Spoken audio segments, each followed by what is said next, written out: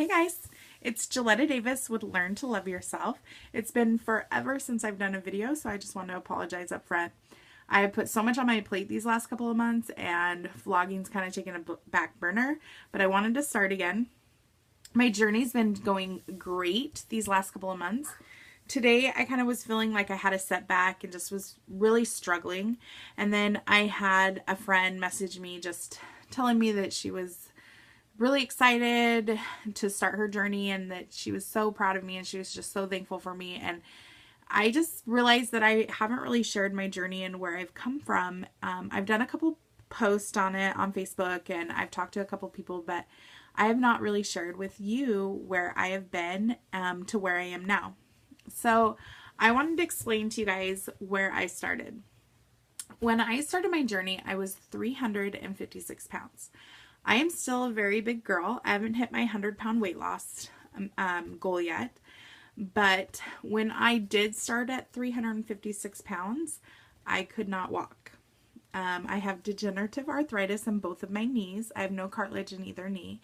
So the pain was to walk and to stand was more, it was more painful for me to walk or stand than it was to just lay down or sit down. So most of my day I sat and I didn't do anything.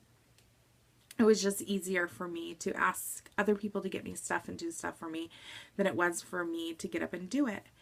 And I got to the point where I started getting really depressed and I wondered what my purpose was in life and why I had to be in so much pain and why I had let myself go and why I didn't love myself enough to change.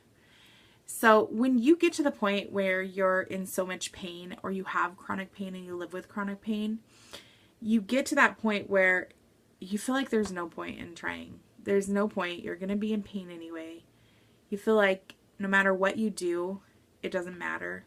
And you start to get really depressed and you get really emotionally drained with having to deal with that pain every single day. And it gets to the point where you wonder if you should just end the pain and just it would just one day without pain would be a great day. And so you contemplate whether or not your purpose in life is worth sticking around. And I remember one day vividly because my husband was at work and I had three small children and then a little bit older son. And so I just was really depressed and very angry and hurt and in pain, and I just didn't understand why I had to fight this journey in my life. And somebody showed up my door when I was really just thinking about whether or not I should continue on living or not.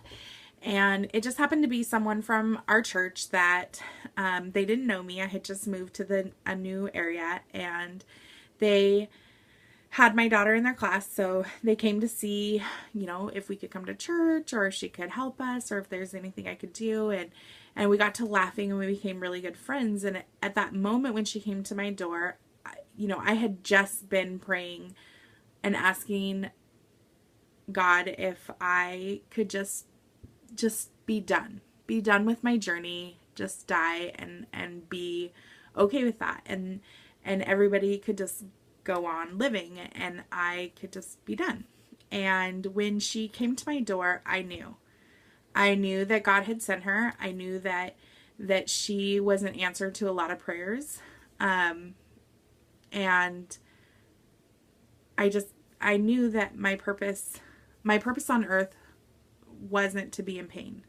It was to overcome. That was my purpose, and to maybe inspire others and help them overcome too. And so when I started my journey, I had to get crutches. So I walked around on crutches everywhere I went. I walked around. If I went to the store, if I went to the mailbox, I always had crutches because it was easier and it was less pain on my knees and took a lot of pressure off my knees.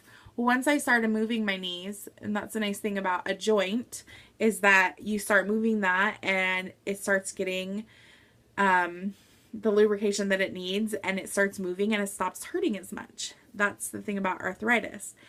When you don't move, it hurts worse than when you do move. Even though it's painful to start moving, but once you start to move, then the pain is a lot less. I'm like making motions with my hands over here.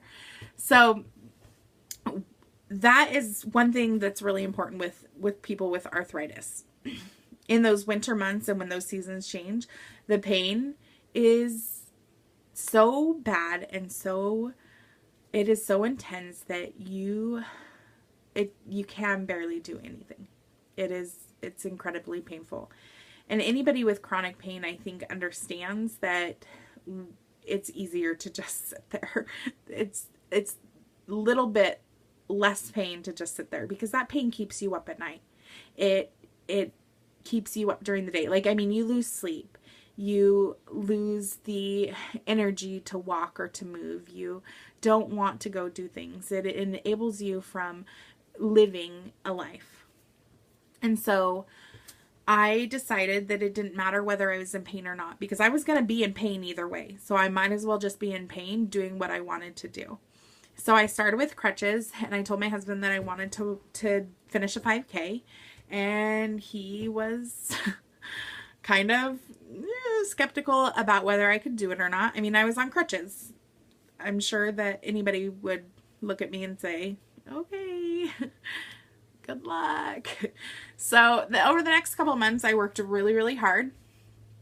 I cried every single day. Once I started working out, that was all. That's all that I could do. I couldn't do anything else that day. If I chose to work out that day, that was it. And eventually I got to the point where I did finish my 5K. A little word to the wise, train on hills, because I trained on flat ground, and my very first 5K was complete hills. And so I wanted to quit like within the first 5 minutes I started. So, but I finished and I ran across that finish line, and it was the best feeling I have ever had. And that is why I love to do races. I do races because there's a start and there's a finish. And once you cross that start line, most people are going to finish. And the reason why is because it takes a lot of humility to turn around and go back. And if you're injured, of course, you're injured. There's nothing you can do about it. You got to quit. But most people that start, they finish. Actually, I would say a very big portion of people that start a race finish it. And that's why I love races. Because if I'm going to start something, I want to finish it. And that gave me the sense of accomplishment, knowing that I could start something and knowing that I could finish something. That's what I do every single day. I get up and I start and I make the choice if I'm going to finish that day on the goals that I wanted to accomplish. Eating right, exercising, those daily choices. Every single day is a race. Every single choice you make determines whether you're going to finish the race that day. So I just wanted to share with you guys a little bit about me and let you guys know that it doesn't matter where you're at in your journey. It doesn't matter where you start. If you want to finish, if you want to even start, you can. And if you have to modify that with a pair of crutches, or you have to modify that with whatever you need to do to just do it, then modify it. It doesn't matter. It doesn't matter if you can't do it or, exercise the way other people can do it. It only matters that you can do the best that you can do every single day. And if that means you do it with a pair of crutches, or if you do sit and be fit, or whatever you have to do, you can still do it. You can still move. You can still make a difference in your life. And that is why I came up with the quote, do not give yourself limitations, only give yourself modifications. When you start to put limitations on what you can and cannot do, you're saying, I can't do something.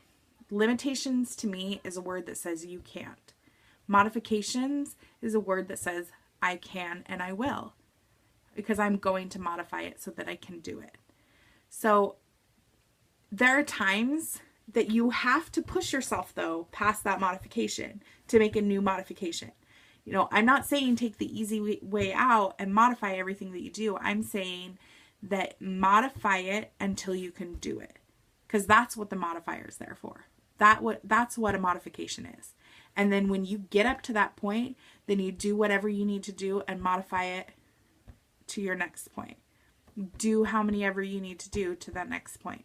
So give yourself limitation. Don't give yourself limitations. Only give yourself modifications. This is Gilletta Davis. You guys can subscribe. I cannot talk now. You can subscribe to me on YouTube. You can follow me on Gilletta's Journey. Keep moving, keep eating clean, and we'll see you next time. Bye.